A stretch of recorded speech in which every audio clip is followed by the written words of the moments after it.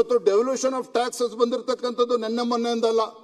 1951ರಲ್ಲಿ ಏನು finance commission ಅಸ್ತಿತ್ವಕ್ಕೆ ಬಂತು, 1951ರಿಂದಲೂ ಸಹ ಈ ವ್ಯವಸ್ಥೆ ನಿರಂತರವಾಗಿ ಮುಂದುವರ್ಕೊಂಡು ಬಂದಿರತಕ್ಕಂಥದ್ದು ಮನೆ ಸಭಾಧ್ಯಕ್ಷರೇ. ಇವತ್ತು ಹಿಂದಿನ UPA ಸರ್ಕಾರ ಇದ್ದಾಗ 2014ರಲ್ಲಿ ಕರ್ನಾಟಕ ರಾಜ್ಯ 1.4 ಲಕ್ಷ ಕೋಟಿ ಸೆಂಟ್ರಲ್ ಪೂಲ್ಗೆ ಕೊಟ್ಟಿರುವಂಥದ್ದು. ಕರ್ನಾಟಕ ರಾಜ್ಯ 1.4 ಲಕ್ಷ ಕೋಟಿ ಸೆಂಟ್ರಲ್ ಪೂಲ್ಗೆ ಕೊಟ್ಟರೆ ರಾಜ್ಯಕ್ಕೆ ಡೆವಲ್ಯೂಷನ್ ಆಫ್ ಟ್ಯಾಕ್ಸಸ್ ಮುಖೇನ ಬಂದಿರುವಂಥದ್ದು 28,000 ಕೋಟಿ ರೂಪಾಯಿಗಳು ಮಾತ್ರ. ಅರ್ಥ 32% ಅಂದ್ರೆ 100 ರೂಪಾಯಿಗೆ 15 ರೂಪಾಯಿ ಅಂತ ಹೇಳ್ತಾ ಇದ್ದಾರೆ, 1 ರೂಪಾಯಿಗೆ 15 ಪೈಸೆ ಅಂತ ಹೇಳ್ತಾ ಇದ್ದಾರೆ. ಹಿಂದಿನ UPA ಸರ್ಕಾರ ಇದ್ದಾಗಲೂ ಸಹ 2014ರಲ್ಲೂ ಸಹ 100 ರೂಪಾಯಿ ಕೊಟ್ರೆ ಅವತ್ತು ಕೂಡ 15 ರೂಪಾಯಿ ಬಂದಿರತಕ್ಕಂಥದ್ದು. 1,40,000 ಕೋಟಿ ಕೊಟ್ರೆ 28,000 ಕೋಟಿ ಬಂದಿರತಕ್ಕಂಥದ್ದು. ಮಲ್ತಾಯಿ ಧೋರಣೆ ಬಗ್ಗೆ ಮಾತನಾಡ್ತಾರಲ್ಲ, ಇವತ್ತು ಕರ್ನಾಟಕಕ್ಕೆ ಮಲ್ತಾಯಿ ಧೋರಣೆ ಬಗ್ಗೆ ಮಾತನಾಡ್ತಾರಲ್ಲ. ಮಾನ್ಯ ಸಭಾಧ್ಯಕ್ಷ, ನಮ್ಮ ನೆರೆ ರಾಜ್ಯ ಆಗಿರ್ತಕ್ಕಂಥ ಮಹಾರಾಷ್ಟ್ರ, ಇವತ್ತು ಮಹಾರಾಷ್ಟ್ರ 6.5 ಲಕ್ಷ ಕೋಟಿ ರೂಪಾಯಿಗಳನ್ನ ಸೆಂಟ್ರಲ್ ಪೂಲ್ಗೆ ಕೊಡುವಂಥದ್ದು. 6.5 ಲಕ್ಷ ಕೋಟಿ ರೂಪಾಯಿಗಳನ್ನ ಮಹಾರಾಷ್ಟ್ರಗೆ ಇವತ್ತು ಡೆವಲ್ಯೂಷನ್ ಆಫ್ ಟ್ಯಾಕ್ಸಸ್ ಮುಖೇನ ಬರ್ತಕ್ಕಂಥದ್ದು ಎಷ್ಟು? 89,726 ಕೋಟಿ ರೂಪಾಯಿಗಳು. 89,726 ಕೋಟಿ ರೂಪಾಯಿಗಳು ಮಹಾರಾಷ್ಟ್ರಗೆ ಬರ್ತದೆ. ಸೆಂಟ್ರಲ್ ಪೂಲ್ಗೆ ಹೋಗ್ತಕ್ಕಂಥದ್ದು ಎಷ್ಟು? 6.5 ಲಕ್ಷ ಕೋಟಿ. ಮನೆ ಸಭಾಧ್ಯಕ್ಷರೇ, Maharashtra BJP rule state, NDA rule state ಅಲ್ಲೂ ಕೂಡ ಬರ್ತಾ ಇರುವಂತದ್ದು 100 ರೂಪಾಯಿ ಕೊಟ್ರೆ 13ರಿಂದ 14 ರೂಪಾಯಿ ಮಾತ್ರ ಬರ್ತಾ ಇರುವಂತದ್ದು. ಅವ್ರಿಗೇನು 50 ರೂಪಾಯಿ ಕೊಡ್ತಾ ಇಲ್ಲ, 40 ರೂಪಾಯಿ ಕೊಡ್ತಾ ಇಲ್ಲ. ಯಾಕೆ ಅದನ್ನು ನಾವು ಒತ್ತಿ ಹೇಳ್ತಾ ಇದ್ದೇನೆ ಅಂತ ಹೇಳಿದ್ರೆ, ಒಕ್ಕೂಟದ ವ್ಯವಸ್ಥೆ ಬಗ್ಗೆ ಹಲವಾರು ಬಾರಿ ಸದನದಲ್ಲೂ ಚರ್ಚೆ ಆಗಿದೆ, ರಾಜ್ಯದಲ್ಲೂ ಕೂಡ ಚರ್ಚೆ ಆಗ್ತಾ ಇದೆ. ಇವತ್ತು ಕೇಂದ್ರ ಸರ್ಕಾರ ಬಂದಾಗ, ನರೇಂದ್ರ ಮೋದಿಜಿ ಸರ್ಕಾರ ಬಂದ ಮೇಲೆ ಏನು ರಾಜ್ಯಕ್ಕೆ ಅನ್ಯಾಯ ಆಗ್ತದೆ ಅಂತೇಳಿ ಬೊಬ್ಬೆಯನ್ನು ಹೊಡಿತಾ ಇದ್ದಾರೆ. ಇವತ್ತು ಮಹಾರಾಷ್ಟ್ರಕ್ಕೂ ಕೂಡ ಅಷ್ಟೇ ಹಣ, ಇನ್ನು ಕರ್ನಾಟಕಕ್ಕಿಂತ 2 ರೂಪಾಯಿ ಕಡಿಮೆ ಬರ್ತಾ ಇದೆ ವಿನಃ ಜಾಸ್ತಿ ಬರ್ತಾ ಇಲ್ಲ. ಯಾಕೆ ಈ ಅಂಶವನ್ನು ಹೇಳ್ತಾ ಇದ್ದೇನೆ ಅಂತ ಹೇಳಿದ್ರೆ, ಇದನ್ನ ತೀರ್ಮಾನ ಮಾಡ್ತಕ್ಕಂಥದ್ದು ನರೇಂದ್ರ ಮೋದಿಜಿ ಅವರಲ್ಲ, ಪ್ರಧಾನಮಂತ್ರಿಗಳಲ್ಲ. ಅದರದ್ದೇ ಆದಂತ ಸಾಂವಿಧಾನಿಕವಾಗಿರ್ತಕ್ಕಂಥ ಒಂದು ವ್ಯವಸ್ಥೆ ಇದೆ. ಆ ವ್ಯವಸ್ಥೆನಲ್ಲಿ ಬೇರೆ ಬೇರೆ ಮಾನದಂಡಗಳಿದ್ದಾವೆ. ಆ ಮಾನದಂಡಗಳ ಆಧಾರವಾಗಿ ಇವತ್ತು ಇಷ್ಟು ಹಣ ಬರ್ತಾ ಇರ್ತಕ್ಕಂಥದ್ದು ಅನ್ನೋದನ್ನ ನಾನು ಈ ಸಂದರ್ಭದಲ್ಲಿ ಮನ ಸಭಾಧ್ಯಕ್ಷರೇ ತಮ್ಮ ಗಮನಕ್ಕೆ ತರಕ್ಕೆ ಇಚ್ಛೆ ಪಡ್ತೇನೆ. ಇವತ್ತು ಕರ್ನಾಟಕ ಸರ್ಕಾರ ಆಗ್ಲೇ ಹೇಳಿದಾಗೆ ನಮಗೆ ಲೆಸ್ಸರ್ ಟ್ಯಾಕ್ಸ್ ಡಿವ್ಯಾಲ್ಯೂಯೇಷನ್ ಅಂತ ಹೇಳಿ ರಾಜಸ್ಥಾನ, ಬಿಹಾರ, ಉತ್ತರ ಪ್ರದೇಶ ಇದನ್ನ ಕಂಪೇರ್ ಮಾಡ್ಕೊಳ್ತಕ್ಕಂಥದ್ದು ಅವೈಜ್ಞಾನಿಕ. ಯಾಕೆ ಅಂತ ಹೇಳಿದ್ರೆ, ಮುಂದುವರೆದ ರಾಜ್ಯಗಳು ಇವತ್ತು ಈ ರೀತಿ ಬಿಹಾರಿಗೆ ಅಥವಾ ರಾಜಸ್ಥಾನಕ್ಕೆ ಇದಕ್ಕೆ ಕಂಪೇರ್ ಮಾಡ್ಕೊಳ್ಳೋದಕ್ಕೆ ಸಾಧ್ಯ ಇಲ್ಲ. ಮನ ಸಭಾಧ್ಯಕ್ಷರೇ, ಬಹಳ ಪ್ರಮುಖವಾಗಿರ್ತಕ್ಕಂಥ ಅಂಕಿಅಂಶಗಳನ್ನ ತಮ್ಮ ಮೂಲಕ ಈ ಸದನದ ಗಮನಕ್ಕೆ ತರ್ತೇನೆ. Tax devolution received in 2014 under UPA government. ರಾಜಸ್ಥಾನಕ್ಕೆ ಎಷ್ಟು ಬಂದಿದೆ? 19,000 ಕೋಟಿ ಬಂದಿದೆ 2014ರಲ್ಲಿ UPA ಸರ್ಕಾರ ಇದ್ದಾಗ. ಬಿಹಾರಕ್ಕೆ ಎಷ್ಟು ಬಂದಿದೆ? 36,000 ಕೋಟಿ ರೂಪಾಯಿಗಳು ಬಂದಿದೆ ಮನ ಸಭಾಧ್ಯಕ್ಷರೇ. ಉತ್ತರ ಪ್ರದೇಶದ ಸರ್ಕಾರ ಅತಿ ಹೆಚ್ಚು ಜನಸಂಖ್ಯೆ ಇರತಕ್ಕಂಥ ರಾಜ್ಯ, 66,000 ಕೋಟಿ ಬಂದಿದೆ UPA ಸರ್ಕಾರ ಇದ್ದಾಗ. ಮಹಾರಾಷ್ಟ್ರಕ್ಕೆ 17,000 ಕೋಟಿ ಬಂದಿದೆ ಮನ ಸಭಾಧ್ಯಕ್ಷರೇ. ನಮ್ಮ ರಾಜ್ಯಕ್ಕೆ ಹಿಂದಿನ UPA ಸರ್ಕಾರ ಇದ್ದಾಗ 2014ರಲ್ಲಿ ನಮ್ಮ ರಾಜ್ಯಕ್ಕೆ ಡೆವಲ್ಯೂಷನ್ ಆಫ್ ಟ್ಯಾಕ್ಸಸ್ ಎಷ್ಟು ಬಂದಿದೆ ಅಂತ ಹೇಳಿದ್ರೆ 14,000 ಕೋಟಿ ರೂಪಾಯಿಗಳು ಬಂದಿರತಕ್ಕಂಥದ್ದು ಮನ ಸಭಾಧ್ಯಕ್ಷರೇ. ಅದೇ 2026ರಲ್ಲಿ ಇವತ್ತು ರಾಜಸ್ಥಾನಕ್ಕೆ 94,000 ಕೋಟಿ ಬಂದಿದೆ, ಬಿಹಾರ ರಾಜ್ಯಕ್ಕೆ 1,50,000 ಕೋಟಿ ಬಂದಿದೆ, ಉತ್ತರ ಪ್ರದೇಶಕ್ಕೆ 1,60,000 ಕೋಟಿ ಬಂದಿದೆ, ಮಹಾರಾಷ್ಟ್ರಕ್ಕೆ 98,000 ಕೋಟಿ ಬಂದಿದೆ, ಕರ್ನಾಟಕಕ್ಕೆ 63,000ಕ್ಕೂ ಹೆಚ್ಚು ಕೋಟಿ ರೂಪಾಯಿಗಳು ಕರ್ನಾಟಕಕ್ಕೆ ಬಂದಿರತಕ್ಕಂಥದ್ದು. ನಾ ಯಾಕೆ ಅಂಶಗಳನ್ನು ಇವತ್ತು ಗಮನಕ್ಕೆ ತರ್ತಾ ಇದ್ದೇನೆ ಅಂತ ಹೇಳಿದ್ರೆ, ಅವತ್ತು ಕೂಡ ಕೇಂದ್ರ ಸರ್ಕಾರ ಅಥವಾ ಹಿಂದಿನ UPA ಸರ್ಕಾರ ರಾಜ್ಯಕ್ಕೆ ಅನ್ಯಾಯ ಮಾಡಿದೆ ಅಂತ ಹೇಳ್ತಾ ಇಲ್ಲ. ಅವತ್ತು ಅನ್ಯಾಯ ಆಗಿಲ್ಲ, ಇವತ್ತು ಕೂಡ ರಾಜ್ಯಕ್ಕೆ ಕೇಂದ್ರ NDA ಸರ್ಕಾರ ಅನ್ಯಾಯ ಮಾಡ್ತಾ ಇಲ್ಲ. ಆದರೆ devolution of taxes it has its own parameters, ಅದರದ್ದೇ ಆದಂಥ ಮಾನದಂಡಗಳಿದ್ದಾವೆ. ಆ ಮಾನದಂಡಗಳ ಆಧಾರದ ಮೇಲೆ ಇವತ್ತು ತೀರ್ಮಾನ ಆಗ್ತಕ್ಕಂಥದ್ದು. ಹಾಗಾಗಿ ಪದೇ ಪದೇ ಕೇಂದ್ರ ಸರ್ಕಾರ ಅನ್ಯಾಯ ಮಾಡ್ತದೆ ಅಂತ ಹೇಳಿ ಏನು ಕೆಲವರು ಬೊಬ್ಬೆ ಹೊಡಿತಾ ಇದ್ದಾರೆ, ಇದು ಅರ್ಧ ಸತ್ಯ ಅನ್ನೋದನ್ನ ಮಾತ್ರ ಈ ಸದನದ ಗಮನಕ್ಕೆ ತರಲಿಕ್ಕೆ ಇಚ್ಛಪಡ್ತೇನೆ. ಮಾನ್ಯ ಸಭಾಧ್ಯಕ್ಷರೇ, ಇವತ್ತು GST ಕಲೆಕ್ಷನ್ ಬಗ್ಗೆ ಸಾಕಷ್ಟು ಚರ್ಚೆ ಆಗ್ತಾ ಇದೆ. ಇವತ್ತು ರಾಜ್ಯದಲ್ಲಿ GST ಕಲೆಕ್ಷನ್ ಇವತ್ತೇನು ಕೇಂದ್ರಕ್ಕೆ ಹೋಗ್ತಾ ಇದೆ. ಈ ಸರ್ಕಾರದ ಸಾಧನೆ ಏನು? ಇವತ್ತು ನಮ್ಮ ರಾಜ್ಯದ ಆರ್ಥಿಕ ಸಂಪೂರ್ಣವಾಗಿ ನಿಂತಿರ್ತಕ್ಕಂಥದ್ದು ಅಂದ್ರೆ more than 60% of the GST collection comes from the service sector. Corporate ಕಂಪನೀಸ್ಗಳೇನಿದ್ದಾವೆ ಸರ್ವಿಸ್ ಸೆಕ್ಟರ್ ಇಂದ 60% ಹೆಚ್ಚು ಆದಾಯ ಬರ್ತಕ್ಕಂಥದ್ದು. ಆದ್ರೆ ಇವರ ಸಾಧನೆ ಏನಿದೆ ಇದರಲ್ಲಿ, ಇವತ್ತು ಕಾಂಗ್ರೆಸ್ ಸರ್ಕಾರ ಅಥವಾ ಮಾನ್ಯ ಮುಖ್ಯಮಂತ್ರಿಗಳ ನೇತೃತ್ವದಲ್ಲಿ ಏನು 17 ಬಜೆಟ್ ಅನ್ನ ಮಂಡನೆ ಮಾಡಿದ್ದಾರೆ. ಇವತ್ತು ನಮ್ಮ ರಾಜ್ಯದಲ್ಲಿರ್ತಕ್ಕಂಥ ಪ್ರವಾಸೋದ್ಯಮವನ್ನ ಅಭಿವೃದ್ಧಿ ಪಡಿಸ್ತಕ್ಕಂಥ ಪ್ರಯತ್ನನಾಗಿದೆ. ಅದಕ್ಕೇನಾದರೂ ಹೆಚ್ಚು ಬಂಡವಾಳವನ್ನು ಕೊಡ್ತಕ್ಕಂಥ ಕೆಲಸ ಆಗಿದೆ. ಈ ಸರ್ಕಾರದ ಏಕೈಕ ಸಾಧನೆ ಏನಪ್ಪಾ ಅಂತ ಹೇಳಿದ್ರೆ, ತನ್ನ ರಾಜಸ್ವವನ್ನ ಹೆಚ್ಚು ಮಾಡ್ಕೊಳ್ಳೋದಕ್ಕೆ ಇವತ್ತು ರಾಜ್ಯದಲ್ಲಿ ಹೆಚ್ಚು ಅಬಕಾರಿ ಇಲಾಖೆ ಟಾರ್ಗೆಟ್ ಅನ್ನ ಜಾಸ್ತಿ ಮಾಡಿ 45,000 ಕೋಟಿ ಮಾಡಿ ರಾಜ್ಯದ ಜನರಿಗೆ ಕುಡಿಸೋದನ್ನ ಹೆಚ್ಚು ಮಾಡಿಸಿ ಆದಾಯ ಜಾಸ್ತಿ ಮಾಡಿಕೊಂಡಿದ್ದಾರೆ ವಿನಃ ಈ ಸರ್ಕಾರದ ಸಾಧನೆ ಏನೂ ಇಲ್ಲ ಅನ್ನೋದನ್ನ ಮಾನ್ಯ ಸಭಾಧ್ಯಕ್ಷರೇ ಇವತ್ತು ತಮ್ಮ ಗಮನಕ್ಕೆ ನಾನು ತರದಕ್ಕೆ ಇಚ್ಛೆ ಪಡ್ತೇನೆ. ಮಾನ್ಯ ಸಭಾಧ್ಯಕ್ಷರೇ, ಇವತ್ತು ಮತ್ತೊಂದು ವಿಚಾರ, 100ಕ್ಕೆ 15 ರೂಪಾಯಿ ಬಗ್ಗೆ ಚರ್ಚೆ ಮಾಡ್ತಕ್ಕಂಥವ್ರು ಇವರು. ಇವತ್ತು ಸೆಂಟ್ರಲ್ ಸ್ಕೀಮ್ಸ್ಗಳಿಂದ, ನ್ಯಾಷನಲ್ ಹೆಲ್ತ್ ಮಿಷನ್ ಇಂದ, PM ಆವಾಸ್ ಯೋಜನೆಯಿಂದ, PMGSY ರೂರಲ್ ರೋಡ್ಸ್ ಇಂದ, ಜಲ್ ಜೀವನ್ ಮಿಷನ್ ಇಂದ, ಇದರಿಂದ ಯಾವ ರೀತಿ ಹಣಗಳು ಎಷ್ಟು ಬರ್ತಾ ಇದೆ ಅದ್ರ ಬಗ್ಗೆ ಅವ್ರು ಚರ್ಚೆ ಮಾಡ್ತಾ ಇಲ್ಲ. ರೈಲ್ವೆ ಇರ್ಬೋದು, ನ್ಯಾಷನಲ್ ಹೈವೇ ಇರ್ಬೋದು, ಇದ್ಯಾವುದು ಕೂಡ ಚರ್ಚೆ ಮಾಡ್ದೇನೆ, ಏರ್ಪೋರ್ಟ್ ಇದ್ಯಾವುದನ್ನು ಕೂಡ ಚರ್ಚೆ ಮಾಡ್ದೇನೆ ಇದು ಅಪಪ್ರಚಾರ ಮಾಡುವಂತ ಕೆಲಸ ಮುಖ್ಯಮಂತ್ರಿಗಳು ಆದಿಯಾಗಿ ಈ ಸರ್ಕಾರ ಮಾಡ್ತಾ ಇದೆ ಅನ್ನೋದನ್ನ ಮಾನ್ಯ ಸಭಾಧ್ಯಕ್ಷ ಸದನದ ಗಮನಕ್ಕೆ ತರೋಕೆ ಇಚ್ಛೆ ಪಡ್ತೇನೆ. ಒಪ್ಕೊಳ್ತೇನೆ, ಇವತ್ತು ಕೋಆಪರೇಟಿವ್ ಫೆಡರಲಿಸಮ್ ಅಂತಕ್ಕಂಥದ್ದು ಇವ್ರು ಯಾವ ರೀತಿ ಅದನ್ನ ನರೇಟಿವ್ ಬಿಲ್ಡ್ ಮಾಡ್ತಾರೋ ಅದಲ್ಲ. ಇವತ್ತು ಕೋಆಪರೇಟಿವ್ ಫೆಡರಲಿಸಮ್ ಬಗ್ಗೆ ಕೇಂದ್ರ ಸರ್ಕಾರ ಇರ್ಬೋದು, ನರೇಂದ್ರ ಮೋದಿಜಿ ಇರ್ಬೋದು, ಅದಕ್ಕೆ ಹೆಚ್ಚು ಗಮನವನ್ನು ಕೊಟ್ಟು ಅದಕ್ಕೆ ಪೂರಕವಾಗಿ ಕೇಂದ್ರ ಸರ್ಕಾರ ನಡೆದುಕೊಳ್ತಾ ಇದೆ ಅನ್ನುವ ಅಂಶವನ್ನು ಮಾನ್ಯ ಸಭಾಧ್ಯಕ್ಷರೇ ಸದನದ ಗಮನಕ್ಕೆ ತಮ್ಮ ಮುಖೇನ ತರದಕ್ಕೆ ಇಚ್ಛೆ ಪಡ್ತೇನೆ. ಈ ಬಜೆಟ್ ಮೇಲ್ನೋಟಕ್ಕೆ ಬಹಳ ಆಕರ್ಷವಾಗಿ ಕಂಡ್ರೂ ಸಹ ಆ ಬಜೆಟ್ಟಿನ ಒಳಗೆ ಹೊಕ್ಕಿ ನೋಡಿದಾಗ ರಾಜ್ಯದ ಜನರ ನಿರೀಕ್ಷೆ ಹುಸಿಯಾಗಿರ್ತಕ್ಕಂಥದ್ರಲ್ಲಿ ಯಾವುದೇ ಅನುಮಾನ ಇಲ್ಲ. ಕೇವಲ ಖಾಲಿ ಭರವಸೆಗಳನ್ನ, ಬರೀ ಘೋಷಣೆಗಳನ್ನ ಮತ್ತು ಅಭಿವೃದ್ಧಿ ಕಾರ್ಯಗಳ ನಿರ್ಲಕ್ಷ್ಯವನ್ನ ಈ ಸರ್ಕಾರ ಸಂಪೂರ್ಣವಾಗಿ ಮಾಡಿದೆ ಅನ್ನೋದನ್ನ ಈ ಸಂದರ್ಭದಲ್ಲಿ ಹೇಳ್ತಾ, ಈ ಸರ್ಕಾರ ಮಾನ್ಯ ಮುಖ್ಯಮಂತ್ರಿಗಳು ಮಂಡಿಸಿರ್ತಕ್ಕಂಥ ಬಜೆಟ್ ತಮ್ಮ ನಾಯಕತ್ವದ ದಿವಾಳಿತನವನ್ನ ಪ್ರದರ್ಶಿಸಿದ್ದಾರೆ ವಿನಃ ಅವರ ಅನುಭವ ಸದ್ಬಳಕೆ ಮಾಡಿಕೊಂಡು ಈ ರಾಜ್ಯಕ್ಕೆ ಅನುಕೂಲ ಆಗ್ತಕ್ಕಂಥ ನಿಟ್ಟಿನಲ್ಲಿ ಯಾವುದನ್ನು ಮಾಡಿಲ್ಲ ಅನ್ನೋದನ್ನ ಈ ಸಂದರ್ಭದಲ್ಲಿ ಹೇಳೋದಕ್ಕೆ ಇಚ್ಛೆ ಪಡ್ತೇನೆ. ಮಾನ್ಯ ಸಭಾಧ್ಯಕ್ಷ, ಕರ್ನಾಟಕದ ಸಾಲವನ್ನ ತೀರ್ಸೋದಕ್ಕೆ ಇವತ್ತು ಸಾಲವನ್ನ ಹೆಚ್ಚೆಚ್ಚು ಮಾಡ್ಕೊಂಡು ಹೋಗ್ತಕ್ಕಂಥದ್ದು ಒಂದೇ ಇವತ್ತು ಆಗಿರುವಂಥದ್ದು. ಒಟ್ಟಾರೆಯಾಗಿ ನಮ್ಮ ಕರ್ನಾಟಕ ಇವತ್ತು ರಾಜ್ಯ ಇವತ್ತು ಸಾಲದ ಸುಳಿಯಲ್ಲಿ ಸಿಲುಕಿ ಹಾಕಿಕೊಂಡು ಇವತ್ತು ಪರದಾಡ್ತಾ ಇರ್ತಕ್ಕಂಥದ್ದನ್ನ ನಾ ಈ ಸಂದರ್ಭದಲ್ಲಿ ಉಲ್ಲೇಖ ಮಾಡೋದಕ್ಕೆ ಇಚ್ಛೆ ಪಡ್ತೇನೆ. ಮೊನ್ನೆ ಸಭಾಧ್ಯಕ್ಷರೇ, ನಾನು ಕೆಲವು ಅಂಕಿಅಂಶಗಳನ್ನ ಹಿಂದಿನ ಬಿಜೆಪಿ ಸರ್ಕಾರ ರಾಜ್ಯದಲ್ಲಿ ಅಸ್ತಿತ್ವದಲ್ಲಿ ಇದ್ದಂಥ ಸಂದರ್ಭದಲ್ಲಿ ಅಂದಿನ ಅಂಕಿಅಂಶಗಳನ್ನ ಮತ್ತು ಇಂದಿನ ಅಂಕಿಅಂಶಗಳನ್ನ ತುಲನೆ ಮಾಡ್ತಕ್ಕಂಥ ಪ್ರಯತ್ನ ನಾನು ಮಾಡ್ತೇನೆ. 2022-23ರಲ್ಲಿ ಬಿಜೆಪಿ ಸರ್ಕಾರ ಇದ್ದಾಗ ಬಾರೋಯಿಂಗ್ ಎಷ್ಟಿತ್ತು? 44,549 ಕೋಟಿ.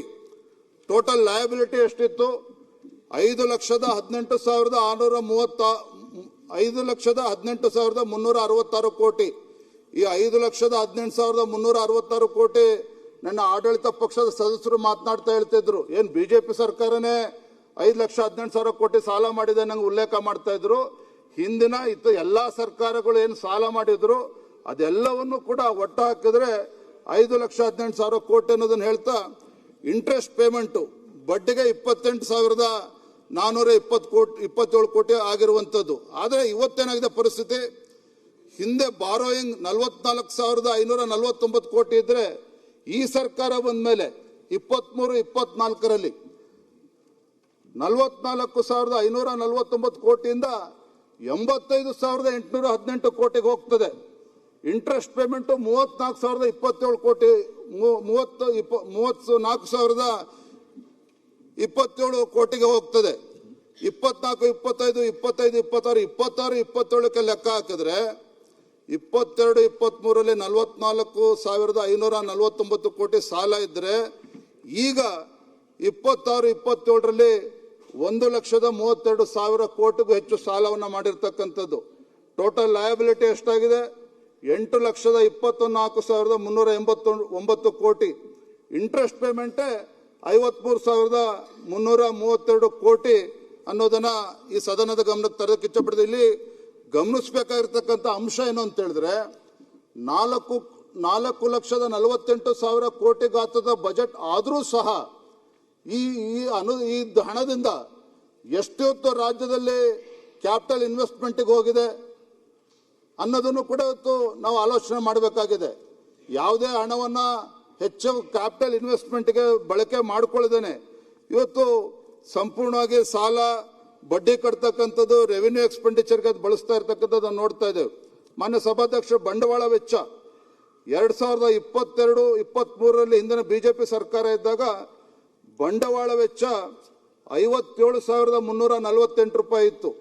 23, 24, 24, 25, 26, 27 ಗಮನಿಸಿದ್ರೆ ಇವತ್ತಿನ ಈ ಆರ್ಥಿಕ ವರ್ಷದ ಬಂಡವಾಳ ವೆಚ್ಚ ಎಷ್ಟು ಅಂತ ಹೇಳಿದ್ರೆ ಕೇವಲ 71,924 ಕೋಟಿ ರೂಪಾಯಿಗಳು ಮಾತ್ರ. ಅಂದ್ರೆ 2022-23ರಲ್ಲಿ 57,000 ಕೋಟಿ ಇದ್ರೆ ಈಗ 71,000 ಕೋಟಿ, ಕೇವಲ 14,000 ಕೋಟಿ ರೂಪಾಯಿಗಳು. ಬಜೆಟ್ ಗಾತ್ರ ಎಷ್ಟು? 4,48,000 ಕೋಟಿ. ಇವರ ಬಂಡವಾಳ ವೆಚ್ಚ 2022, 23, 26, 27 ಕಂಪೇರ್ ಮಾಡಿದ್ರೆ ಕೇವಲ 14,000 ಕೋಟಿ ರೂಪಾಯಿಗಳು ಮಾತ್ರ ಬಂಡವಾಳ ವೆಚ್ಚ ಹೆಚ್ಚಾಗಿರುವಂಥದ್ದು. ಬಿಟ್ಟರೆ ಇದರಲ್ಲಿ ಕ್ಯಾಪಿಟಲ್ ಎಕ್ಸ್ಪೆಂಡಿಚರು ಇದ್ಯಾವುದಕ್ಕೂ ಕೂಡ ಇವರು ಗಮನ ಹರಿಸದೇ ಇರತಕ್ಕಂಥ ಅಂಶವನ್ನ ತಮ್ಮ ಮುಖೇನ ಸದನದ ಗಮನಕ್ಕೆ ತರಕ್ಕೆ ಇಚ್ಛೆ ಪಡ್ತಾನೆ. ಇವತ್ತು ಸರ್ಕಾರದ ಬೆಳವಣಿಗೆ ಯಾವುದರಲ್ಲಿದೆ ಅಂತ ಹೇಳಿದ್ರೆ ಸಾಲ ಮಾಡುವುದರಲ್ಲಿ ಈ ಸರ್ಕಾರದ ಸಾಧನೆ ಆಗಿದೆ ವಿನಃ ರಾಜ್ಯದ ಸರ್ವತೋನ್ಮುಖ ಅಭಿವೃದ್ಧಿ ವಿಚಾರದಲ್ಲಿ ಏನು ಕೂಡ ಬೆಳವಣಿಗೆ ಆಗಿಲ್ಲ. ಮಾನ್ಯ ಸಭಾಧ್ಯಕ್ಷರೇ, ಉದಾಹರಣೆಗೆ ಹೇಳೋದಾದ್ರೆ ಇವತ್ತು ವಾಟರ್ ರಿಸೋರ್ಸಸ್ ಡೆವಲಪ್ ಡಿಪಾರ್ಟ್ಮೆಂಟ್ ಅಲ್ಲಿ 2025-26ರಲ್ಲಿ 22,190 ಕೋಟಿ ರೂಪಾಯಿಗಳನ್ನು ಕೊಡ್ತಾರೆ ಅಲೋಕೇಶನ್ ಆಫ್ ಫಂಡ್ಸ್. 26-27ರಲ್ಲಿ 22,430 ಕೋಟಿ ರೂಪಾಯಿಗಳನ್ನು ಕೊಡ್ತಾರೆ ವಾಟರ್ ರಿಸೋರ್ಸಸ್ ಡಿಪಾರ್ಟ್ಮೆಂಟ್ ಅಲ್ಲಿ. ಇದು ಹೆಸರಿಗಷ್ಟೇ 22,430 ಕೋಟಿ ರೂಪಾಯಿ ಕೊಟ್ಟಿದ್ದಾರೆ ವಾಟರ್ ರಿಸೋರ್ಸ್ ಡಿಪಾರ್ಟ್ಮೆಂಟ್ಗೆ. ಇದರಲ್ಲಿ 8,500 ಕೋಟಿ ರೂಪಾಯಿಗಳು ಆ ಇಲಾಖೆಯ ಸಂಬಳಕ್ಕೆ ಹೋಗ್ತಕ್ಕಂಥದ್ದು. 22,430 ಕೋಟಿನಲ್ಲಿ 8,500 ಕೋಟಿ ರೂಪಾಯಿ ಸಂಬಳಕ್ಕೆ ಹೋದ್ರೆ ಇಂಟ್ರೆಸ್ಟ್ ಪೇಮೆಂಟ್ಗೆ 4,400 ಕೋಟಿ ರೂಪಾಯಿ ಹೋಗ್ತದೆ. ಇವರು ಕ್ಯಾಪಿಟಲ್ ಔಟ್ಲೇ ಉಳಿತಕ್ಕಂಥದ್ದೆಷ್ಟು? ಕೇವಲ 9,290 ರೂಪಾಯಿಗಳು ಅಷ್ಟೇ. ಕಾಮಗಾರಿಗೆ ಏನು ಕಾಮಗಾರಿ ಮಾಡಬೇಕು ಅಂತ ಹೇಳ್ತಾರೆ. ರಾಜ್ಯದಲ್ಲಿ ಏನು ಹಿಂದಿನ ಬಿಜೆಪಿ ಸರ್ಕಾರ ಇದ್ದಾಗ 70%, 80% ಅಷ್ಟು ಕಾಮಗಾರಿಗಳು ಆಗಿ ಇನ್ನೇನು 20% ಬಾಕಿ ಉಳ್ಕೊಂಡಿದೆ. ಅದಕ್ಕೆ ಸುಮಾರು 90,000 ಕೋಟಿ ರೂಪಾಯಿಗಳು ಬೇಕಾಗ್ತದೆ. ಆದರೆ ಇವ್ರದ್ದು ಕ್ಯಾಪಿಟಲ್ ಔಟ್ಲೇ ಎಷ್ಟಿದೆ? ಕೇವಲ 9,290 ಕೋಟಿ. ಮಾನ್ಯ ಸಭಾಧ್ಯಕ್ಷರಲ್ಲಿ ಗಮನಿಸಬೇಕಾಗಿರ್ತಕ್ಕಂಥ ಅಂಶ ಏನು ಅಂತ ಹೇಳಿದ್ರೆ ಬಾಕಿ ಉಳಿದಿರ್ತಕ್ಕಂಥ ಹಿಂದಿನ ಕಾಮಗಾರಿಗಳು 15%, 20% ಏನು ಮುಗಿಸ್ಬೇಕು. ಅದಕ್ಕೆ ಇವತ್ತು ಆಸ್ ಆನ್ ಟುಡೇ 90,000 ಕೋಟಿ ರೂಪಾಯಿಗಳು ಬೇಕು. ಆ ಹಣವನ್ನ ಬಿಡುಗಡೆ ಮಾಡೋದಕ್ಕೆ ಇನ್ನು 6 ತಿಂಗಳು 1 ವರ್ಷ ಡಿಲೇ ಮಾಡಿದ್ರೆ ಈ 90,000 ಕೋಟಿನೂ ಕೂಡ 1,25,000, 1,30,000 ಕೋಟಿ ಹೋಗ್ತದೆ. ಆದ್ರೆ ಇವ್ರು ಇಟ್ಟಿರ್ತಕ್ಕಂಥದ್ದು ಎಷ್ಟು? 26-27ನೇ ಆರ್ಥಿಕ ವರ್ಷಕ್ಕೆ ಆಯವ್ಯಯದಲ್ಲಿ ಕೇವಲ 9,290 ರೂಪಾಯಿ ಇಟ್ಟಿರ್ತಕ್ಕಂಥದ್ದು. ಮಾನ್ಯ ಸಭಾಧ್ಯಕ್ಷರೇ, ಎರಡನೇದು ರೆವಿನ್ಯೂ ಎಕ್ಸ್ಪೆಂಡಿಚರ್ ಬಗ್ಗೆ, ರಾಜಸ್ವ ವೆಚ್ಚ ಬಗ್ಗೆ. ಇವತ್ತು 2022-23ರಲ್ಲಿ 2,15,584 ಕೋಟಿಗಳಿತ್ತು. 26-27ಕ್ಕೆ 3,38,007 ಕೋಟಿ ಇರ್ತಕ್ಕಂಥದ್ದು. ಅಂದ್ರೆ ಇದು ಅರ್ಥ ಏನು ಅಂತ ಹೇಳಿದ್ರೆ ಏನು ರಾಜ್ಯ ಸರ್ಕಾರ ಇಷ್ಟೆಲ್ಲ ಸಾಲ ಮಾಡ್ತಾ ಇದೆ, ಇದನ್ನ ಸಮಂಜಸವಾಗಿ ರಾಜ್ಯದ ಅಭಿವೃದ್ಧಿ ದೃಷ್ಟಿಯಿಂದ ಬಳಸ್ಕೊಳ್ದೇನೆ ಈ ಹಣ ಇವತ್ತು ಯಾವ ರೀತಿ ಖರ್ಚು ಮಾಡ್ತಾ ಇದೆ ರಾಜ್ಯ ಸರ್ಕಾರ ಅಂತ ಹೇಳಿದ್ರೆ, ಆಗ್ಲೇ ಮೊನ್ನೆ ವಿರೋಧ ಪಕ್ಷದ ನಾಯಕರು ಮೊನ್ನೆ ಮಾತನಾಡ್ತಾ ಹೇಳಿದ್ರು, ಶಾಸಕರು ಇರ್ತಕ್ಕಂಥದ್ದು ಆಡಳಿತ ಪಕ್ಷದಲ್ಲಿ 138 ಜನ ಇದ್ರು ಸಹ, 139 ಜನ ಇದ್ರು ಸಹ ಶಾಸಕರು ಇರ್ತಕ್ಕಂಥವ್ರು ಎಲ್ಲರೂ ಕೂಡ ಕ್ಯಾಬಿನೆಟ್ ರ್ಯಾಂಕ್. ಅದು ಸಾಲದಕ್ಕೆ ಅಂದಂಗೆ ಇಡೀ ರಾಜ್ಯದಲ್ಲಿ ಪ್ರತಿ ವಿಧಾನಸಭಾ ಕ್ಷೇತ್ರದಲ್ಲಿ ಗ್ಯಾರಂಟಿ ಅಧ್ಯಕ್ಷರು, ಜಿಲ್ಲಾ ಮಟ್ಟದಲ್ಲಿ ಗ್ಯಾರಂಟಿ ಅಧ್ಯಕ್ಷರು, ಅವರಿಗೆ ಕ್ಯಾಬಿನೆಟ್ ರ್ಯಾಂಕು, ಜಿಲ್ಲಾ ಮಟ್ಟದಲ್ಲಿರೋರಿಗೆ ಅವರಿಗೆ ಆ ಆಫೀಸು, ಅವರಿಗೆ ಸಂಬಳ, ಅವರಿಗೆ PA, ಒಟ್ಟಾರೆಯಾಗಿ ಪ್ರತಿಯೊಬ್ಬರು 144 ಜನಕ್ಕೆ ಕ್ಯಾಬಿನೆಟ್ ರ್ಯಾಂಕ್ ಕೊಟ್ಟಿದ್ದಾರೆ. ಪ್ರತಿ ತಿಂಗಳು ಕನಿಷ್ಠ 3 ರಿಂದ 3.5 ಲಕ್ಷ ರೂಪಾಯಿ ಖರ್ಚು ಮಾಡ್ತಾರೆ ಮಾನ್ಯ ಸಭಾಧ್ಯಕ್ಷರೇ. ಈ ರೀತಿ ದುಂದು ವೆಚ್ಚಕ್ಕೆ ಕಡಿವಾಣ ಹಾಕ್ದೇನೆ ಏನು ತೆರಿಗೆ ಹಣವನ್ನ ಮನಸೋ ಇಚ್ಛೆ ಮಾಡ್ತಾ ಇರ್ತಕ್ಕಂಥದ್ದನ್ನ ನಾವು ಗಮನಿಸ್ತಾ ಇದ್ದೇವೆ. ರಾಜ್ಯದ ಮುಖ್ಯಮಂತ್ರಿಗಳು ಹ್ಯಾಟ್ರಿಕ್ ಸಾಧನೆಯನ್ನ ಮಾಡಿದ್ದಾರೆ. ಏನ್ ಹ್ಯಾಟ್ರಿಕ್ ಸಾಧನೆಯನ್ನ ಮಾಡಿದ್ದಾರೆ? ಸತತವಾಗಿ 3 ಬಾರಿ ಅಂದ್ರೆ 23-24ನೇ ಸಾಲಿನ 24-25 ಮತ್ತು 25-26 ಈ 3 ಸಾಲಿನಲ್ಲೂ ಕೂಡ ಏನು ಬಜೆಟ್ ಔಟ್ಲೇ ಇತ್ತು. 23-24ರಲ್ಲಿ 3,27,747 ಕೋಟಿ ರೂಪಾಯಿ ಇದ್ರೆ, ಆಮೇಲೆ ರಿವೈಸ್ ಎಷ್ಟಕ್ಕಾಗಿದೆ? 3,27,000ದಿಂದ 3,17,000 ತರ್ತಾರೆ, ಅಂದ್ರೆ -3%. ಅದೇ ರೀತಿ 24-25ರಲ್ಲಿ 3,71,000 ಕೋಟಿ ಇದ್ರೆ ಅದನ್ನ 3,68,000 ಕೋಟಿ ತರ್ತಾರೆ, ಅಂದ್ರೆ -3%. ಅದೇ ರೀತಿ 25-26 4,09,549 ಕೋಟಿ ಇದ್ರೆ ಅದನ್ನ ರಿವೈಸ್ ಮಾಡಿ 3,95,000 ಕೋಟಿಗೆ ತರ್ತಾರೆ, ಅಲ್ಲೂ ಕೂಡ -3%. ಅಂದ್ರೆ ಇದರಲ್ಲಿ ಮಾನ್ಯ ಹಣಕಾಸಿನ ಸಚಿವರು ಹ್ಯಾಟ್ರಿಕ್ ಸಾಧನೆ ಮಾಡಿದ್ದಾರೆ ವಿನಃ ಮತ್ತೊಂದು ರೆವಿನ್ಯೂ ಡೆಫಿಸಿಟ್ 23-24ರಲ್ಲಿ 12,523 ಕೋಟಿ ರೂಪಾಯಿಗಳಿದ್ರೆ ರಿವೈಸ್ ಎಸ್ಟಿಮೇಟ್ ಎಷ್ಟಾಗಿದೆ ಅಂತ ಹೇಳಿದ್ರೆ 13,951 ಕೋಟಿ ಆಗಿದೆ. ಅದೇ ರೀತಿ 24-25ರಲ್ಲಿ 22,957 ಕೋಟಿ ಇದ್ರೆ 26,120 ಅಂದ್ರೆ 14% ಎಕ್ಸ್ಟ್ರಾ ಆಗಿರ್ತಕ್ಕಂಥದ್ದು. ಈ ರೀತಿ ಹ್ಯಾಟ್ರಿಕ್ ಅನ್ನ ಸಾಧನೆ ಮಾಡಿದ್ದಾರೆ ವಿನಃ ಕಂಪೇರ್ ಟು ಬಿಜೆಪಿ ಗವರ್ಮೆಂಟ್ 2022-23ರಲ್ಲಿ budget outlay 2,65,720 crore ರೂಪಾಯಿಗಳಿದ್ರೆ revise estimate ಎಷ್ಟಾಗಿದೆ ಅಂತ ಹೇಳಿದ್ರೆ 2,89,653 ಕೋಟಿ ರೂಪಾಯಿಗಳು ಜಾಸ್ತಿ ಆಗಿರ್ತಕ್ಕಂಥದ್ದು. ಒಟ್ಟಾರೆ ಸಾರಾಂಶ ಏನಂತ ಹೇಳಿದ್ರೆ ಬಜೆಟ್ ಇಂದು ಈ ಕಾಂಗ್ರೆಸ್ ಸರ್ಕಾರ ಏನು ಆರ್ಥಿಕ ಶಿಸ್ತನ್ನ ಕಾಪಾಡೋದ್ರಲ್ಲೂ ಕೂಡ ಸಂಪೂರ್ಣವಾಗಿ ಇವತ್ತು ಸೋತಿರ್ತಕ್ಕಂಥದ್ದನ್ನು ಕೂಡ ನಾವು ನೋಡ್ತಾ ಇದ್ದೇವೆ.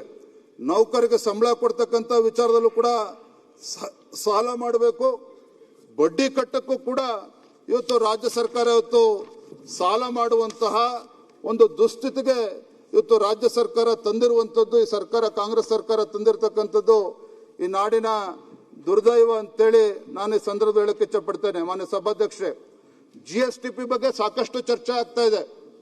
GSDP ಬಗ್ಗೆ ಸಾಕಷ್ಟು ಚರ್ಚೆ ಆಗ್ತಾ ಇದೆ. ನಾವು ಅವ್ರ ಸಾಧನೆ ಏನು ಅಂತ ಹೇಳಿದ್ರೆ ಈಗ 32 ಲಕ್ಷ ಕೋಟಿ ದಾಟಿದೆ ಅಂತೇಳಿ. ಆದ್ರೆ ಇಲ್ಲಿ ವಿಚಾರ ಏನಪ್ಪಾ ಅಂತ ಹೇಳಿದ್ರೆ GSDP ಇವತ್ತು 32 ಲಕ್ಷ ಕೋಟಿ ಆಗಿದೆ, 33 ಲಕ್ಷ ಕೋಟಿ ಆಗಿದೆ ಅಂತೇಳಿ ಅದನ್ನ ಆಧಾರವಾಗಿ ಇಟ್ಕೊಂಡು ಆ GSDPಯ ಅಂಕಿಅಂಶಗಳನ್ನು ಆಧಾರವಾಗಿ ಇಟ್ಕೊಂಡು ಹೆಚ್ಚು ಸಾಲವನ್ನ ಮಾಡ್ತಕ್ಕಂಥ ಕೆಲಸಕ್ಕೆ ಮಾನ್ಯ ಹಣಕಾಸಿನ ಸಚಿವರು ಮುಖ್ಯಮಂತ್ರಿ ಕೈ ಹಾಕಿದ್ದಾರೆ ವಿನಃ ಇದರಿಂದ ರಾಜ್ಯದ ಅಭಿವೃದ್ಧಿಗೆ ಯಾವುದು ಒಳ್ಳೇದಾಗ್ತಾ ಇಲ್ಲ ಅನ್ನೋದನ್ನ ನಾನು ಈ ಸಂದರ್ಭದಲ್ಲಿ ತಮ್ಮ ಗಮನಕ್ಕೆ ತರಕ್ಕೆ ಇಚ್ಛೆ ಪಡ್ತೇನೆ. ಮಾನ್ಯ ಸಭಾಧ್ಯಕ್ಷರೇ, ಇವತ್ತು 16th ಫೈನಾನ್ಸ್ ಕಮಿಷನ್ ಬಗ್ಗೆ ಸಾಕಷ್ಟು ಚರ್ಚೆ ಆಗ್ತದೆ. ಮಾನ್ಯ ಸಭಾಧ್ಯಕ್ಷರೇ, ಇಲ್ಲ ಮನಸ್ಸು ಅಧ್ಯಕ್ಷ ಪರ್ಮಿಷನ್ ತಗೊಂಡು ಮುಗಿಸ್ತೇನೆ. ಮಾನ್ಯ ಸಭಾಧ್ಯಕ್ಷರೇ, ಇವತ್ತು 16th ಫೈನಾನ್ಸ್ ಕಮಿಷನ್ ಕೇಂದ್ರ ಸರ್ಕಾರದಿಂದ ಅನ್ಯಾಯ ಆಗ್ತಿದೆ ಅಂತ ಹೇಳ್ತಾರೆ. ಆದ್ರೆ ಮೊನ್ನೆ 16th ಫೈನಾನ್ಸ್ ಕಮಿಷನ್ ಇವತ್ತೇನು ಯಾವ್ಯಾವ ರಾಜ್ಯಗಳು ಇವತ್ತು ಕೇಂದ್ರ ಸೆಂಟ್ರಲ್ ಪೂಲ್ಗೆ ಹೆಚ್ಚು ಹಣವನ್ನು ಕೊಡ್ತಾ ಇದ್ದಾರೆ ಆ ಕಾಂಟ್ರಿಬ್ಯೂಷನ್ ಅನ್ನ ಗಮನಿಸಿಕೊಂಡು ಅದಕ್ಕೆ ಇನ್ಸೆಂಟಿವ್ಸ್ ಕೊಡ್ತಕ್ಕಂಥದ್ದು ಕೂಡ ಆಗ್ತಾ ಇದೆ. ನಮ್ಮ ರಾಜ್ಯಕ್ಕೆ ಸುಮಾರು 7,000 ಕೋಟಿಗೂ ಹೆಚ್ಚು ಹಣವ ಬರ್ತಾ ಇರ್ತಕ್ಕಂಥದ್ದನ್ನ ನಾನು ಸದನ ಮೂಲಕ ಗಮನಕ್ಕೆ ತರೋದಕ್ಕೆ ಇಚ್ಛೆ ಪಡ್ತೇನೆ. ನನ್ನ ಸಭಾಧ್ಯಕ್ಷರೇ, ಬಹಳ ಪ್ರಮುಖವಾಗಿರ್ತಕ್ಕಂಥ ಅಂಶ ಕೇಂದ್ರ ಸರ್ಕಾರದ ಮಲ್ತಾಯಿ ಧೋರಣೆ ಬಗ್ಗೆ ಮಾತನಾಡ್ತಾರಲ್ಲ.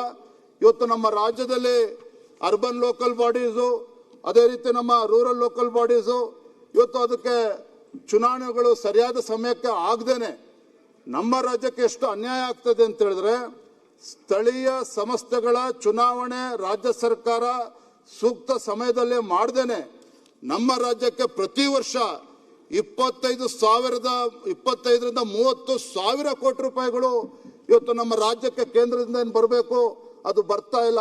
ಇದ್ರ ಬಗ್ಗೆ ಅವರು ಪ್ರಸ್ತಾಪ ಮಾಡ್ತಾ ಇಲ್ಲ.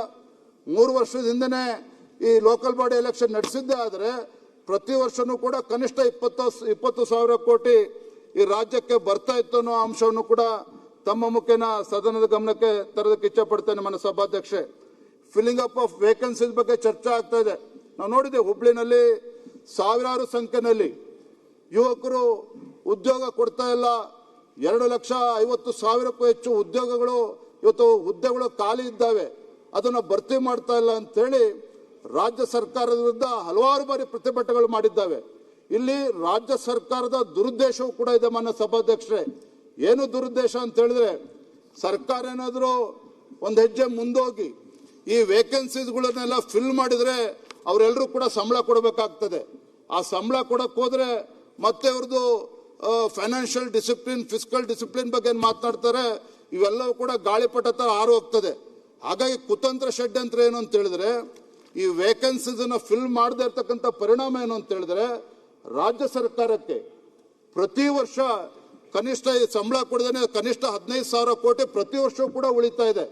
ಈ ರೀತಿ ಹಣ ಉಳಿಸೋಕ್ಕೋಸ್ಕರನೇ ಇವತ್ತು ಈ ಪೋಸ್ಟ್ಗಳನ್ನು ವೇಕೆನ್ಸೀಸ್ಗಳನ್ನು ಫಿಲ್ ಮಾಡದೇನೆ ಕಾಲಹರಣ ಮಾಡ್ತಾ ಇರ್ತಕ್ಕಂಥದ್ದನ್ನು ಕೂಡ ಮಾನ್ಯ ಸಭಾಧ್ಯಕ್ಷರೇ ನಾವು ಗಮನಿಸ್ತಾ ಇದ್ದೇವೆ. ಮಾನ್ಯ ಸಭಾಧ್ಯಕ್ಷರೇ, ಆದ್ಯತೆ ವಲಯ ಬಗ್ಗೆ ಯಾವುದೇ ಒಂದು ರಾಜ್ಯ ಅಭಿವೃದ್ಧಿ ಆಗಬೇಕು ಅಂತ ಹೇಳಿದ್ರೆ ಆ ರಾಜ್ಯ ಸರ್ಕಾರದ ಅಥವಾ ಹಣಕಾಸಿನ ಸಚಿವರು ಆದ್ಯತೆ ವಲಯಗಳು, ಪ್ರಿಯಾರಿಟಿ ಸೆಕ್ಟರ್ಗಳೇನಿದ್ದಾವೆ, ಕೀ ಸೆಕ್ಟರ್ಸ್, ಇದಕ್ಕೆ ಇವತ್ತು ಯಾವ ರೀತಿ ಗಮನ ಹರಿಸ್ತಾ ಇದ್ದಾರೆ ಅನ್ನೋಕ್ಕೆ ಅಂಕಿಅಂಶಗಳನ್ನು ಕೊಡ್ತೇನೆ. ಶಿಕ್ಷಣ ಇಲಾಖೆ ಬಗ್ಗೆ ಹೇಳ್ತಾರೆ, ಯಾವುದೇ ಒಂದು ದೇಶ ಅಥವಾ ರಾಜ್ಯ ಸುಸ್ಥಿರವಾಗಿ ಕಟ್ಟಲು ಶಿಕ್ಷಣದ ಬುನಾದಿ ಗಟ್ಟಿಯಾಗಿರಬೇಕು ಅಂತೇಳಿ ನಾವು ಮಾತನಾಡ್ತೇವೆ. ಆದರೆ ರಾಜ್ಯ ಸರ್ಕಾರ ಈ ದೇಶದಲ್ಲಿರ್ತಕ್ಕಂಥ ಎಲ್ಲ ಇತರ ರಾಜ್ಯಗಳ ಅಂಕಿಅಂಶಗಳನ್ನು ನಾವು ಕಂಪೇರ್ ಮಾಡಿದ್ರೆ, ಅಂದರೆ ಈ ಆರ್ಥಿಕ ವರ್ಷದಲ್ಲಿ ಎಷ್ಟು ಅದಕ್ಕೆ ಕೊಟ್ಟಿದ್ದಾರೆ ಅಂತೇಳಿ ನೋಡಿದ್ರೆ, ಬೇರೆ ಬೇರೆ ರಾಜ್ಯಗಳು ಎಜುಕೇಷನ್ ಡಿಪಾರ್ಟ್ಮೆಂಟ್ಗೆ Karnataka allocated 10.7% of its expenditure on education in 26-27.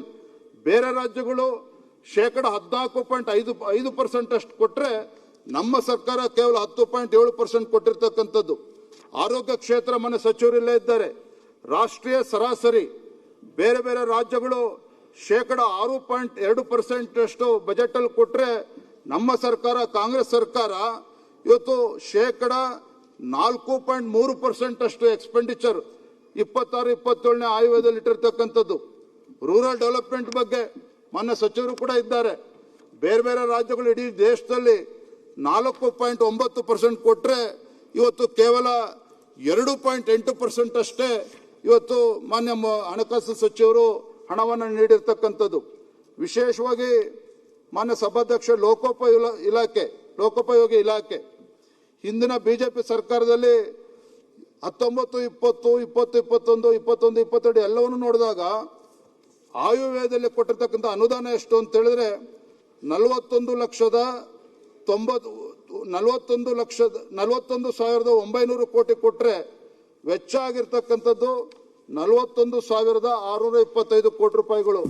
ಆದರೆ ಈ ಸರ್ಕಾರದಲ್ಲಿ 23, 24, 25, 26, 27 ಎಲ್ಲ ಆರ್ಥಿಕ ವರ್ಷಗಳನ್ನು ಕೂಡಿ ಹಾಕಿದಾಗ ಕೊಟ್ಟಿರ್ತಕ್ಕಂಥದ್ದು ಕೇವಲ 39,406 ಕೋಟಿ ರೂಪಾಯಿಗಳು. ಅಂದರೆ ಹಿಂದಿನ ಬಿಜೆಪಿ ಸರ್ಕಾರ ಏನು ಕೊಟ್ಟಿತ್ತು ಅದಕ್ಕಿಂತ ಸುಮಾರು 7,500 ಕೋಟಿ, ಅಂದರೆ 7,500 ಕೋಟಿ ರೂಪಾಯಿಗಳಷ್ಟು ಕಡಿಮೆ ಮಾಡಿರ್ತಕ್ಕಂಥದ್ದು. ಜಲಸಂಪನ್ಮೂಲ ಇಲಾಖೆ ಹಿಂದೆ ಬಿಜೆಪಿ ಸರ್ಕಾರ ಇದ್ದಾಗ ಒಟ್ಟಾರೆಯಾಗಿ 74,251 ಕೋಟಿ ರೂಪಾಯಿಗಳು ಕೊಟ್ಟರೆ ಆಯವ್ಯಯದಲ್ಲಿ ಕೊಟ್ಟಿರೋ ವೆಚ್ಚ ಆಗಿರ್ತಕ್ಕಂಥದ್ದು ಆಲ್ಮೋಸ್ಟ್ 80,000 crores ಖರ್ಚಾಗಿದೆ ಮಾನ್ಯ ಸಭಾಧ್ಯಕ್ಷರೇ. ಆದರೆ ಈ ಸರ್ಕಾರದಲ್ಲಿ ಕಳೆದ 23, 24ರಿಂದ 27ರವರೆಗೆ ಕೊಟ್ಟಿರ್ತಕ್ಕಂಥದ್ದೇ 71,443 ಕೋಟಿ, ವೆಚ್ಚ ಆಗಿರ್ತಕ್ಕಂಥದ್ದು 45,000, 46,000 ಕೋಟಿ. ಈ ರೀತಿ ಎಲ್ಲ ಇಲಾಖೆಗಳಲ್ಲಿ PWD ಇರ್ಬೋದು, ಮೇಜರ್ ಇರಿಗೇಷನ್ ಇರ್ಬೋದು, ಅಥವಾ ಮೈನರ್ ಇರಿಗೇಷನ್ ಇರ್ಬೋದು, ಎಲ್ಲ ಇಲಾಖೆಯಲ್ಲೂ ಕೂಡ ಅಭಿವೃದ್ಧಿಗೆ ಹಣವನ್ನ ಕೋತಾ ಆಗ್ತಾ ಇರ್ತಕ್ಕಂಥದ್ದು, ಕೊಡ್ತಾ ಇರ್ತಕ್ಕಂಥದ್ದು ನಾವು ಗಮನಿಸ್ತಾ ಇದ್ದೇವೆ. ಬಹಳ ಗಂಭೀರವಾಗಿರ್ತಕ್ಕಂಥ ವಿಚಾರ ಅಂತ ಹೇಳಿದ್ರೆ, ಮಾನ್ಯ ಗೃಹ ಸಚಿವರೆಲ್ಲ ಸದನದಲ್ಲಿ ರಾಜ್ಯದ ಆರ್ಥಿಕ ಪರಿಸ್ಥಿತಿ ಎಲ್ಲಿಗೆ ಬಂದ್ಬಿಟ್ಟಿದೆ ಅಂತ ಹೇಳಿದ್ರೆ, ಮಾನ್ಯ ಸಭಾಧ್ಯಕ್ಷರೇ, ಈ ರಾಜ್ಯದ ಕಾನೂನು ಸುವ್ಯವಸ್ಥೆಯನ್ನ ಕಾಪಾಡ್ತಕ್ಕಂಥ ಮಹತ್ತರವಾಗಿರುವಂಥ ಜವಾಬ್ದಾರಿ ಇರ್ತಕ್ಕಂಥ ಪೊಲೀಸ್ ಇಲಾಖೆ, ಗೃಹ ಇಲಾಖೆ, ಶಿವಮೊಗ್ಗ, ಉತ್ತರ ಕನ್ನಡ, ಹುಬ್ಳಿ, ಧಾರವಾಡ ಅನೇಕ ಜಿಲ್ಲೆಗಳಲ್ಲಿ ಫೆಬ್ರವರಿ ತಿಂಗಳು ಸಂಬಳ ಏನು ಮಾರ್ಚ್ 1ನೇ ತಾರೀಕು ಒಳಗೆ ಕೊಡಬೇಕಾಗಿತ್ತು, ಮಾರ್ಚ್ 10ನೇ ತಾರೀಕು ಕಳೆದರೂ ಸಹ ಇವತ್ತು ಆ ಹಣವನ್ನು ಬಿಡುಗಡೆ ಮಾಡ್ತಾ ಇರ್ತಕ್ಕಂಥದ್ದನ್ನು ಕೂಡ ನಾವು ಗಮನಿಸ್ತಾ ಇದ್ದೇವೆ. ಅಂದ್ರೆ ರಾಜ್ಯದ ಪರಿಸ್ಥಿತಿಗೆ ಎಲ್ಲಿಗೆ ಬಂದಿದೆ ಅಂತ ಹೇಳ್ತೇನೆ. ಮಾನ್ಯ ಸಭಾಧ್ಯಕ್ಷರೇ, ವಿಶೇಷ ಕ್ಯಾಬಿನೆಟ್ ಮೀಟಿಂಗ್ ಮಾಡಿ ಇವತ್ತು ಹಿಂದೆ ರಾಜ್ಯ ಸರ್ಕಾರ ಘೋಷಣೆ ಮಾಡಿತು, ಏನು ಕೃಷ್ಣಾ ಮೇಲ್ದಂಡೆ ಯೋಜನೆ ಹಿನ್ನೀರಿನಲ್ಲಿ ಮುಳುಗಡೆ ಆಗಿ ಏನು ಅಲ್ಲಿ ಜಮೀನನ್ನ ಕಳ್ಕೊಳ್ತಾ ಇದ್ದಾರೆ. ಪ್ರತಿ ಎಕರೆಗೆ 40 ಲಕ್ಷ ರೂಪಾಯಿ ಕೊಡ್ತೇವೆ, ಒಣ ಭೂಮಿಗೆ 30 ಲಕ್ಷ ಕೊಡ್ತೇವೆ.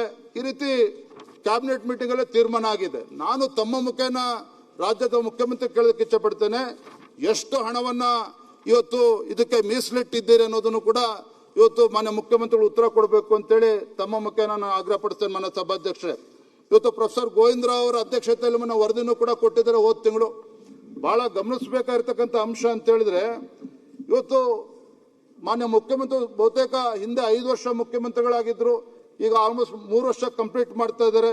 ಇಷ್ಟಿದ್ರೂ ಸಹ ಪ್ರಾದೇಶಿಕ ಅಸಮತೋಲನ ಹಿಂದೆ ಏನಿತ್ತು 65% ಇಷ್ಟಿತ್ತು, ಇವತ್ತು 72.8%ಗೆ ಏರಿಕೆ ಆಗಿರ್ತಕ್ಕಂಥದ್ದು.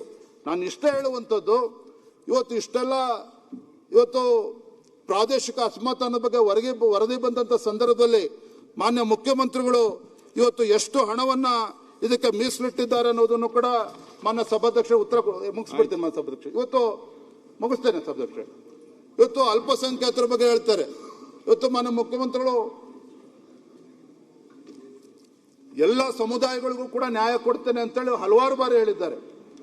ಇವತ್ತು ಈ ಬಜೆಟಿನ ವಿಶೇಷತೆ ಏನಪ್ಪಾ ಅಂತ ಹೇಳಿದ್ರೆ, ಪಾಪ ಮುಖ್ಯಮಂತ್ರಿಗಳಿಗೆ ಈ ರಾಜ್ಯದ ಪರಿಷ್ಠ ಜಾತಿ, ಪರಿಷ್ಠ ಪಂಗಡಗಳು, ಹಿಂದುಳಿದ ವರ್ಗಗಳು, ಮೇಲ್ಜಾತಿ ಎಲ್ಲವೂ ಕೂಡ ಮರ್ತು ಬಿಟ್ಟಿದ್ದಾರೆ. ಇವ್ರೇನ್ ಮಾಡಿದ್ದಾರೆ, ಅಲ್ಪಸಂಖ್ಯಾತರ ಓಲೈಕೆ ಮಾಡೋದಕ್ಕೆ, ಅಲ್ಪಸಂಖ್ಯಾತರಿಗೆ ಒಳ್ಳೇದು ಮಾಡಲಿ, ಅದನ್ನ ನಾನು ವಿರೋಧ ಮಾಡ್ತಾ ಇಲ್ಲ. ಆದ್ರೆ ಬೇರೆ ಸಮುದಾಯಗಳು ಏನು ಅನ್ಯಾಯ ಮಾಡಿದ್ದಾರೆ ನಿಮಗೆ? ಅವರೇ ನೋಟ್ ಕೊಟ್ಟಿಲ್ವ ಹಂಗಾರೆ ಕಾಂಗ್ರೆಸ್ ಪಕ್ಷ ಅಧಿಕಾರಕ್ಕೆ ಬರೋದಕ್ಕೆ?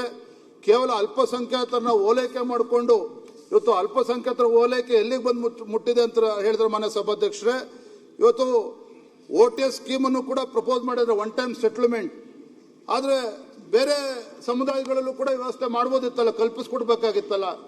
ಯಾಕೆ ಕೇವಲ ಅಲ್ಪಸಂಖ್ಯಾತರ ಓಲೈಕೆ ಮಾಡಿಕೊಂಡು ಇವತ್ತು ಬೇರೆ ಸಮುದಾಯಗಳಿಗೆ ಅನ್ಯಾಯ ಮಾಡುವಂತ ಕೆಲಸ ಯಾಕೆ ಮಾಡ್ತಾ ಇದ್ದಾರೆ ಅನ್ನೋದನ್ನು ಕೂಡ ಮಾನ್ಯ ಮುಖ್ಯಮಂತ್ರಿಗಳು ಉತ್ತರ ಕೊಡಬೇಕು ಅಂತ ಹೇಳಿ ನಾನು ಸಂದರ್ಭ ಹೇಳೋಕೆ ಇಚ್ಛೆ ಪಡ್ತೇನೆ. ಜೊತೆಗೆ ಎಲ್ಲಾ ಸಮುದಾಯಗಳನ್ನು 2 ನಿಮಿಷ ಇವತ್ತು ಹಿಂದುಳಿದ ವರ್ಗಗಳ ಬಗ್ಗೆ ಮಾತನಾಡ್ತೇವೆ. ಮಾನ್ಯ ಸಭಾಧ್ಯಕ್ಷರೇ, ರಾಜ್ಯದಲ್ಲಿ 1.41 ಲಕ್ಷ ವಿದ್ಯಾರ್ಥಿಗಳಿಗೆ ಹಾಸ್ಟೆಲ್ ಫೆಸಿಲಿಟಿ ಇಲ್ಲ ಇವತ್ತು. ಅಂದ್ರೆ ಬೀದಿಗೆ ಬರ್ತಕ್ಕಂಥ ಪರಿಸ್ಥಿತಿ ಯಾರು ನಿರ್ಮಾಣ ಮಾಡಿದ್ದಾರೆ? ಇದೇ ರಾಜ್ಯ ಸರ್ಕಾರ. ಹಿಂದುಳಿದ ವರ್ಗಗಳ ಬಗ್ಗೆ ಹಲವಾರು ಬಾರಿ ಹೇಳ್ತಾರಲ್ಲ, ಆದ್ರೆ ಆ ಬಡ ಮಕ್ಕಳು, ಹಿಂದುಳಿದ ವರ್ಗದ ಮಕ್ಕಳುಗಳು ಇವತ್ತು ಹಾಸ್ಟೆಲ್ ಫೆಸಿಲಿಟಿ ಇಲ್ದೇನೆ ಬೀದಿಗೆ ಬರ್ತಕ್ಕಂಥ ಪರಿಸ್ಥಿತಿ ಯಾರು ನಿರ್ಮಾಣ ಮಾಡಿದ್ದಾರೆ? ಇವತ್ತು ಮಾನ್ಯ ಸಭಾಧ್ಯಕ್ಷ ನೇಕಾರ ಬಗ್ಗೆ ವಿಶೇಷ ಉಲ್ಲೇಖ ಮಾಡಲೇಬೇಕು. ನಾನು ಮೊನ್ನೆ ದಿನ ಪ್ರವಾಸನೂ ಕೂಡ ಹೋಗಿದೆ. ಇವತ್ತು ರಾಜ್ಯದಲ್ಲಿ 52 ಜನ ನೇಕಾರರು ಆರ್ಥಿಕ ಸಂಕಷ್ಟದಿಂದ ಆತ್ಮಹತ್ಯೆ ಮಾಡಿಕೊಂಡ್ರು ಸಹ ಈ ನೇಕಾರ ಸಮುದಾಯಕ್ಕೆ, ಆ ಬಡ ಕುಟುಂಬಗಳಿಗೆ ಇವತ್ತು ಪರಿಹಾರವನ್ನು ಕೊಡ್ತಕ್ಕಂಥ ಕೆಲಸವನ್ನು ಕೂಡ ಈ ಸರ್ಕಾರ ಮಾಡದೇ ಇರತಕ್ಕಂಥದ್ದು. ಇದ್ರ ಬಗ್ಗೆನೂ ಕೂಡ ನಾನು ಬೆಳಕು ಚೆಲ್ತಕ್ಕಂಥ ಕೆಲಸವನ್ನು ಮಾಡ್ತೇನೆ ನಮ್ಮ ಸಭಾಧ್ಯಕ್ಷರೇ. ಇವತ್ತು ನಾನು ವಿಶೇಷವಾಗಿ ಕಳೆದ ಒಂದು 20 ದಿನದ ಕೆಳಗಡೆ ಮೊನ್ನೆ ಸಭಾಧ್ಯಕ್ಷರೇ ಮಹಾರಾಷ್ಟ್ರದ ನಾಂದೇಡ್ಗೆ ಹೋಗಿದ್ದೆ. ಅಲ್ಲಿ ಹಿಂದಿನ ಮುಖ್ಯಮಂತ್ರಿಗಳು ಮೊನ್ನೆ ಅಶೋಕ್ ಚೌಹಾಣ್ ಅವರು ಬಹಳ ನೋವಿನಿಂದ ಒಂದು ಮಾತನ್ನು ಹೇಳಿದ್ರು. ಇವತ್ತು ಏನು ಅಲ್ಲಿ ನಾಂದೇಡಿಂದ ಬೀದರ್ಗೆ ಒಂದು ವಿಶೇಷ ರೈಲಿನ ವ್ಯವಸ್ಥೆ 150 ಕಿಲೋಮೀಟರ್ ಅಷ್ಟು ಇರ್ತಕ್ಕಂಥದ್ದು. ನಮ್ಮ ರಾಜ್ಯದಲ್ಲಿ ಬರೋದು ಕೇವಲ 50 ಕಿಲೋಮೀಟರ್ ಮಾತ್ರ. ಕೇಂದ್ರ ಸರ್ಕಾರ 50% ಅದಕ್ಕೆ ಅನುದಾನ ಕೊಡ್ತಾ ಇದೆ. ಉಳಿದಂತ ಅನುದಾನ ನಮ್ಮ ರಾಜ್ಯ ಮತ್ತು ಮಹಾರಾಷ್ಟ್ರ 2 ರಾಜ್ಯಗಳು ಶೇರ್ ಮಾಡಬೇಕಾಗ್ತದೆ. ನಮ್ಮ ರಾಜ್ಯದ ಪಾಲಿರ್ತಕ್ಕಂಥದ್ದು ಅತಿ ಕಡಿಮೆ ಇರ್ತಕ್ಕಂಥದ್ದು. ಆದ್ರೆ ಇದ್ರ ಬಗ್ಗೆನೂ ಕೂಡ ಇವತ್ತು ರಾಜ್ಯ ಸರ್ಕಾರ ಗಮನ ಹರಿಸ್ತಾ ಇರ್ತಕ್ಕಂಥದ್ದು. ಎಲ್ಲ ಒಂದ್ ಕಡೆ ಈ ರಾಜ್ಯದ ಅಭಿವೃದ್ಧಿ ಬಗ್ಗೆ ಯಾವ ರೀತಿ ಅಲಕ್ಷ್ಯವನ್ನ ತೋರ್ತಾ ಇದೆ ಅನ್ನೋದನ್ನು ಕೂಡ ಮಾನ್ಯ ಸಭಾಧ್ಯಕ್ಷ ತಾವು ಗಮನಿಸಬೇಕು ಅಂತೇಳಿ ತಮ್ಮ ಮುಖೇನ ಈ ರಾಜ್ಯದ ಮುಖ್ಯಮಂತ್ರಿಗಳು ಹೇಳೋದಕ್ಕೆ ಇಷ್ಟಪಡ್ತೇನೆ.